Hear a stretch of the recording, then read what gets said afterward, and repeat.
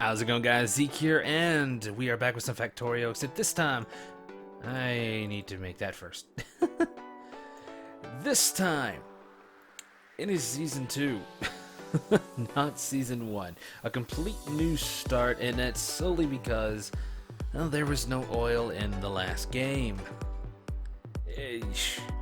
Wouldn't be the first time I've had to start a game over because of resources not spawning on the map. We got a decent amount. We got 276,000 here of that, 239,000 copper, ton of coal, a good amount of stone, and even some uranium here. Only 13k. It's adorable. That looks weird. What was that? Just a patch of grass? Nope, just a bit of water. Now, if I remember right, from when I was doing some map searches, there's something decent amount of iron, maybe even some copper around as an expansion. You'll have to excuse me, my throat's a little dry. Which once I tell this about it, I'll do a speed up version so we can get some stuff done here. But yeah, this I picked up, and it took me hours and hours to find it. I don't know what was going on with some of the settings. It just like didn't seem to work, and I need to really grab some wood and put that burner inserter over the iron up here. Yeah, I don't know what was going on with the settings. Just it didn't seem to want to work right at all. Like either way too much resources respawned in the beginning, or too little were respawned. I have to completely spend hours just trying to figure out how to get the oil to spawn on the map in a good number, but not an excessive number, at least not close by. And the way I understand, they got a certain bit of programming working. They made it to where the further away you are from spawn, the more resources actually, like the bigger the nodes are, and the more rich the nodes are, things like that. So I'm glad they did that. It really makes rail worlds easy. But there was a few other things. At least in my experience, when I made the oil more common, it seemed to shrink all the resources starting around here. Like, if I increased the size of the resource fields and didn't touch the oil, they would be in the millions. But if I increased the size of the oil field or just the frequency, they suddenly drop down to what you see right now, and that seemed to go over about 10 to 20, even up to 40 times on the reset button. Speaking of which, you hit the reset button, and whatever settings you set up beforehand will stay, and it'll just keep regenerating and regenerating and regenerating a map based on those settings. But the amount of stuff that it spawns is very inconclusive. Sometimes it could be like too much of one thing, not enough of another, too much of both, not enough of either. It's crazy. I haven't quite figured it out. But either way, I always keep it on the medium starting zone, and that's how far the creatures are away from you. When you start it off, like you can go up the way they're very big, and they're like way off. You'll probably get the tank long before you ever have to worry about them. So I never keep it on anything higher than medium. And pending the map, you start off on medium. You could get a forested map. You could get a complete desert where there's no trees and your pollution just spreads for miles with nothing to help stop it. I can see the benefits there. Another benefit of having it on something that large, like very big, is if not only are resources spread out, but under research, you can set it. I lost my train of thought. Let me get the 20th here. Yeah, you can set it like this. Like I said in the ending of the last one, on standard that takes about 30 to 40, somewhere in between there on resources. Then on expensive it takes 100. You can do the same with research. And what I think that is it doesn't just tick this number up, but sometimes it'll even tick that number up, or maybe something that, or just make the packs themselves worth more. But there's another number even under that, multiplied, and that definitely multiplies this number.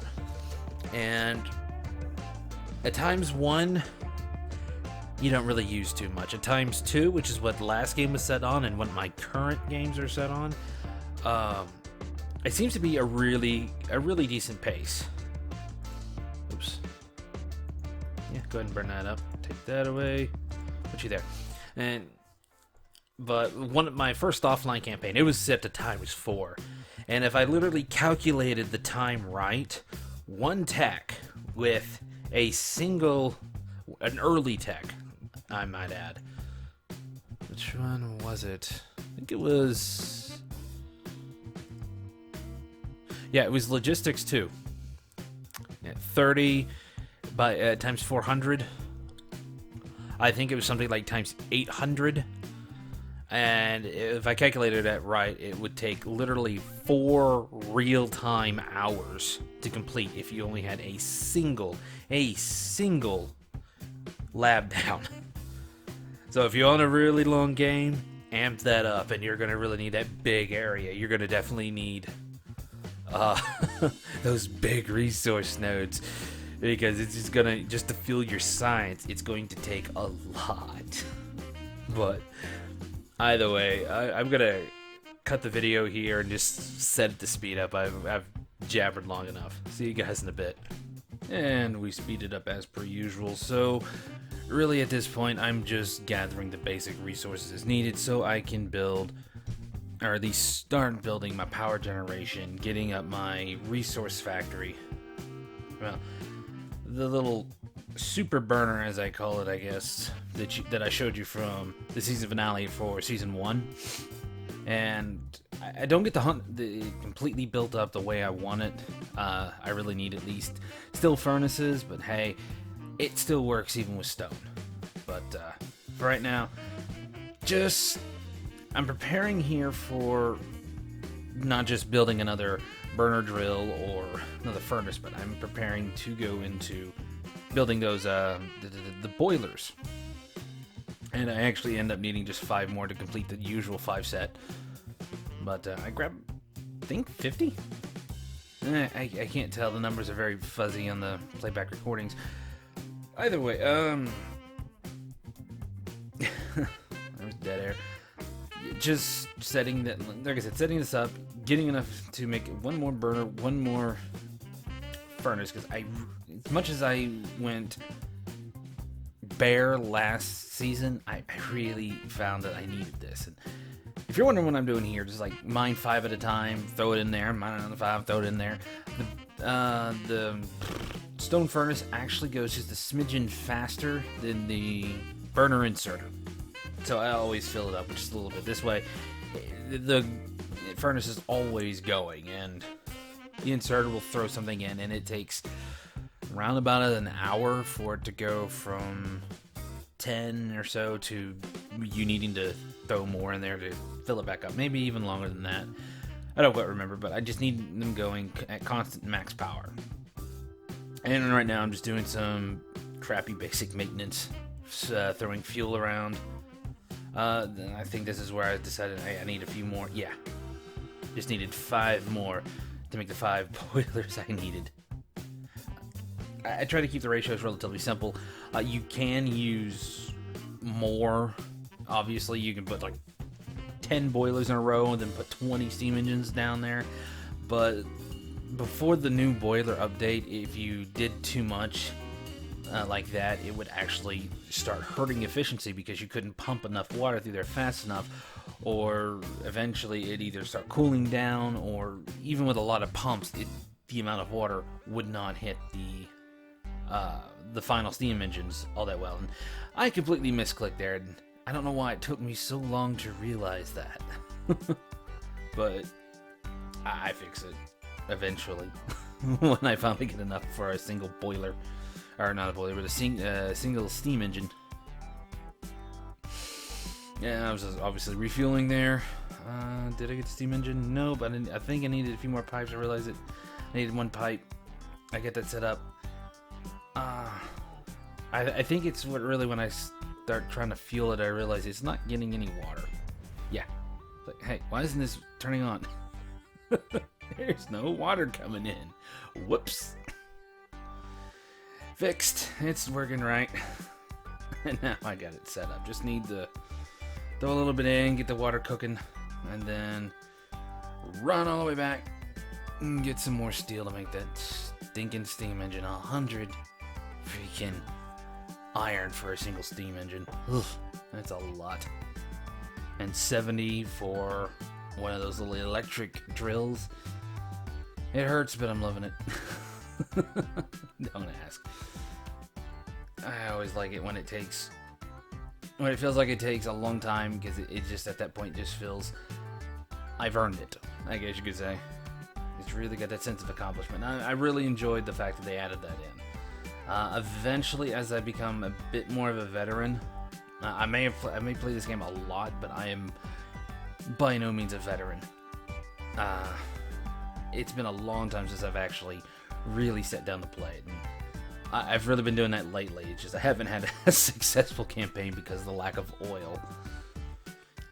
Or in some cases, the lack of iron. My very first offline campaign, I started with like 200 to 300,000 iron, and I eventually mined almost all of it before I could find another iron node. And I eventually did find another iron node, but it was surrounded. And right here, I realized I've got a lot of excess fuel on the top of the iron. I mean trees, lovely trees, not fuel. Definitely don't want to burn that. And here's where I'm starting to set it up, and I'll actually talk about this during the game, which is about to come up. So I think I got a few more seconds. So how's the weather, guys? Okay, past me coming in. Later. Okay, I said I would state how to make these little copies. And it's real simple. First off, you just have to have whatever item you want in your hand. Then you hold shift and you left click. It's really simple. Something can even be in your way and it'll do that.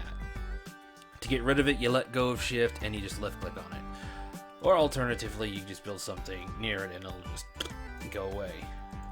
What it's used for, I believe, is not just planning, but when you get your logistics network of robots up, yes, there's logistic network of robots.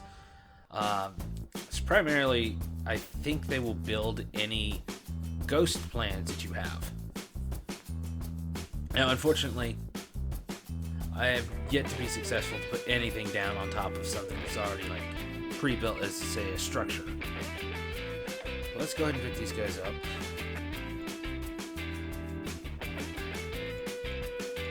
If you hit control and left click, you'll pick up everything. Control right click, you'll pick up half. I just kind of remembered that.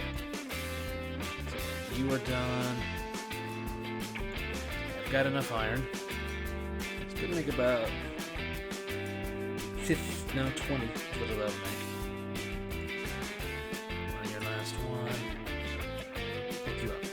Now, for belts, if you do a belt like this, turn it that way, it'll immediately turn. But if you make a little ghost thing, it won't do the whole turn, as you can tell here. So just FYI, if it turns out like that, it's not you, it's the ghost thing. And what I'm doing here for this type of build is this is a way to max your throughput as best you can, but still get power to everything. And that's what these gaps are for. They're there for putting the power poles in to make sure I can get power everywhere.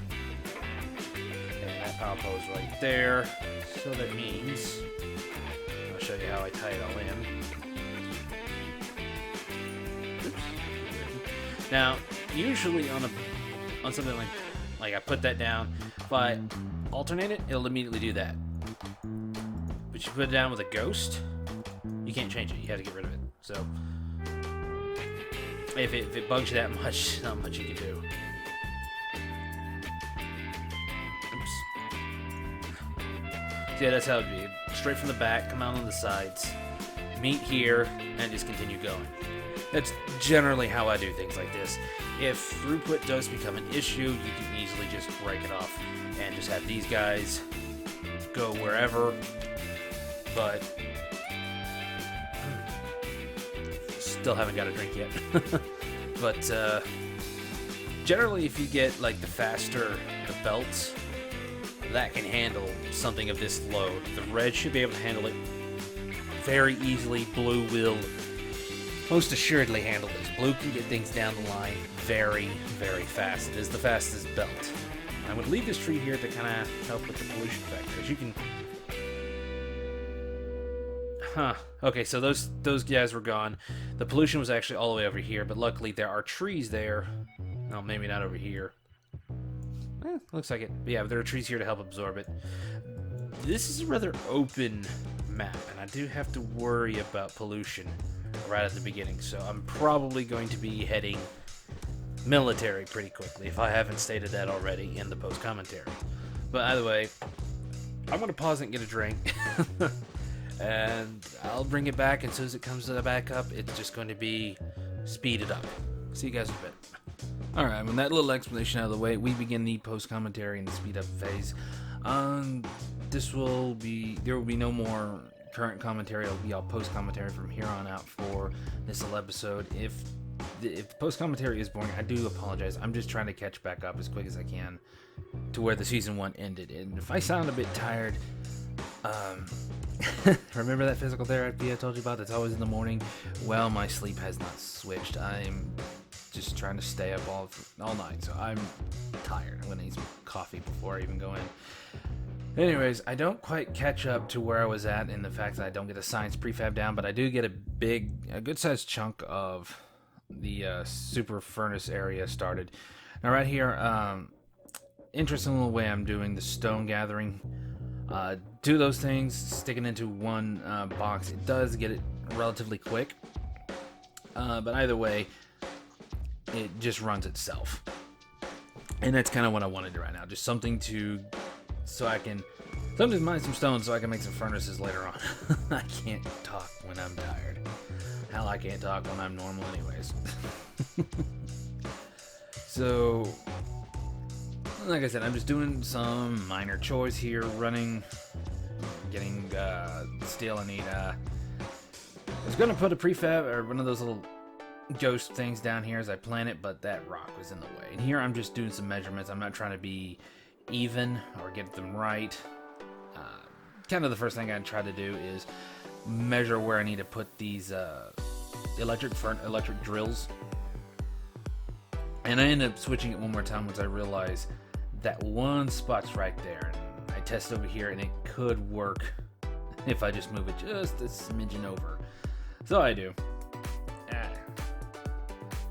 Waste not, want not. I always kind of say that in here. Plus,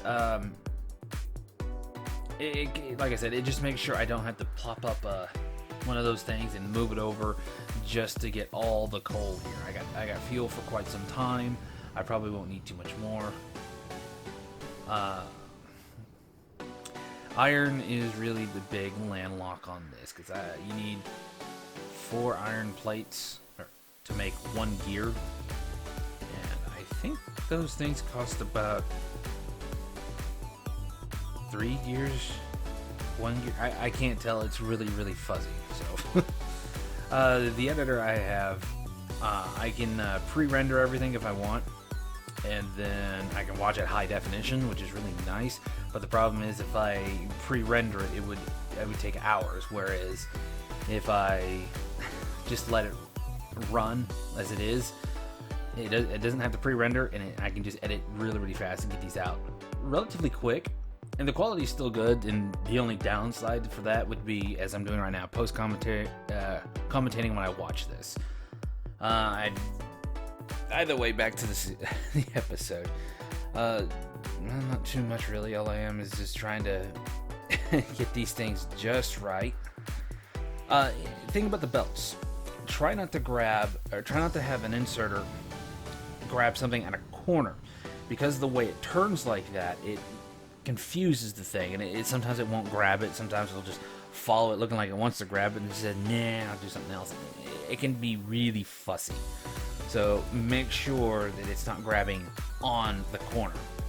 Now, if I would have had a red inserter right in front of the corner, it's going to go past it, so long as the one's past it isn't another turn again. But If it's a red inserter doing like a straight line behind the curve, it's just fine. I do it all the time for space reasons. Starting factories, I never really worry too much about space, rather than just get me some items, give me some throughput. Base starting part of the game is really getting your science started up and then getting defenses started up. And then once you're able to do that, you can go plot your expansions, plot the way you want to do things. Go ahead and at least get your defenses down so you don't have to worry about an attack, because your pollution will cause an attack unless you're playing on peaceful. But yeah, first order of business is I really need to get a basic smeltery up. That would be the word to use it. And basic science up. Then really start worrying about defense. I may even skip the science and just build some stuff myself for a little while. At least just red only. I do it for like first tech, the second tech, and maybe one or two others. I know I get defense turrets in this, but I don't build any.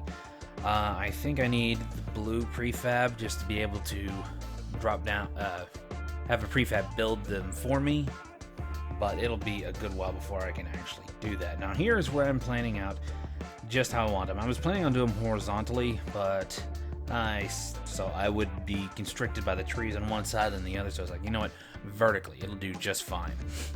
And like I said, I'm building the red signs. I'm building quite a bit of red signs. First automation only takes like 20. I think the second tech takes like 40. Either way. Alright, I'm just putting on some ghosts and drawing a line in the sand, as you could call it. And I kind of misinterpret exactly the way I want it. I haven't built this thing too often recently, but I built it once before. That's why I remember the design. I'm just starting a base point, the most end point on it, I guess you could say. And I don't build this thing future-proof, primarily because as soon as I get electric engines, I'm going to have to completely rebuild the whole thing anyways. And at that point, I will at least attempt to future-proof it. I'll probably have to even expand upon it using those. But right now, I'm just setting down the basic parts of it. Still using ghost mode. I believe... Yeah. I already started... this side is the iron... no, this side's the... Is this the iron or is this the copper? I think this is the copper. I can't remember. I'm actually thinking of my old one now. Okay, yeah. Left is iron, right is copper. I don't even get the copper set up in this this episode. My offline campaign, it was actually complete opposite, and I've been working on that so long I completely thought it was this one. Now here is where I'm pumping in the coal, so those lines will go all the way across. The one that I already drew right now is the exit point for all the plates to come off. And like I said, I'm just expanding it, trying to figure out where things end, where things start, because the middle point is technically the starting point, but because I started with an end instead of the middle, I have to basically just fill it with until I get the numbers right. And what it is 10 on the left, 10 on left top, 10 on left bottom, and then so on and so forth. It'll end up being 40 total furnaces, smelteries, or whatever you want to call them, just for a single material. Now here I'm actually just putting on some real ones instead of some ghost. It was actually a misclick originally, but I said screw it, might as well. I'm going to be putting these in later. Thing is, even just to set up the base, it cost me an enormous amount of iron. And in my single player campaign, I completed the entire thing before I even started it. Except for the furnaces, of course. Primarily because I started with the furnaces on the very end. Not the best place to start. The way I'm doing it is the better place to start. Just go ahead and set down some stuff. I wouldn't really suggest starting this at the very beginning, kind of like what I did in the Season 1. Use that for a start, expand upon that, and then move into something like this, or something better. It's just personal touch, but I've played this game before. I may not be a veteran on it, but I've played it enough to know what I want, at least in the beginning. And that's kind of how I base it all on. Again, I'm just counting. Once I get to 10, I cap it off and get the rest set up. And just set that down. Now, I don't actually explain this because there's no current commentary in the game going. Just I'll post now. If, say, you decided to expand upon this and the throughput actually gets too intense even for a red or a blue belts going down there, it just can't hold it. What you could do is at least some part where it's a half and half. You're not going to be able to get it easy with 5 there, with 10 on one side. Well, yeah, you can. You can split it at the 5th. You need to actually pull apart the copper and the iron. Keep the two halves away from each other. And instead of having just one that splits half of the 10, like right there where I'm standing, instead you would have 4 points. It'd be, here's one for 5, here's one for 5, here's one for 5. The exit points where the finished plates would go. The ore would still enter in the same way, the same fashion, but they would exit as their smelted products, slightly different. It helps with the throughput, keep it off the belt, and you can just send those lines straight into your main factory, if your factory is one of those really, really long ones, really long and complex ones. Instead of just having splitters split everything off, which is generally what people use, at least what I see use. I haven't seen too many Let's Plays of these, mostly because when I started copying some of the people's their designs and their ideas, and I didn't want that. A lot of people do it, it's just fine, there's nothing wrong with it, but the way I see Factorio and the way you do things, it's your own, I guess you could say, fingerprint. It's your own style. Whether you want to be efficient, whether you just want to do something new and interesting, and that's what I kind of stick with here, just my own personality, my own style, and that's what this is, an accumulation of.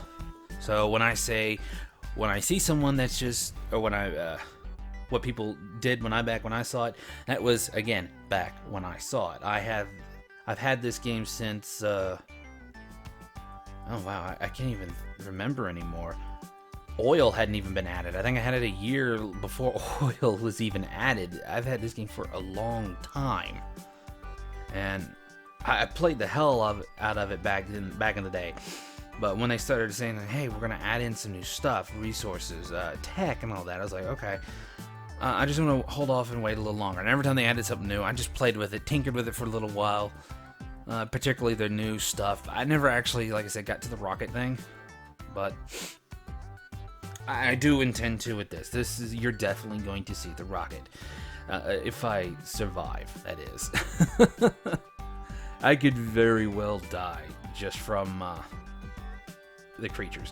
Now, what you saw me do right there is the usual, my usual split it up. Engines get like 25%, while the other 75% goes to the furnaces. But I don't know if I actually showed that off, a specific part off in season 1, but I had the two splitters, instead of converging to one line, well, they're converging into one line, but what I said is one line breaks off to converge into another line that goes with the splitter itself. Instead, they split off and go onto a third line. You see what I'm, like I was doing earlier? It's hard to explain because I don't have the words for it right now. Too late for me. But it's a way I noticed seems to even out the spread of it. Maybe not so much on coal because it doesn't go as fast as, say, iron or copper, but it works. It just kind of keeps it on both sides of the belt a little bit better. At least for what's going to the furnace.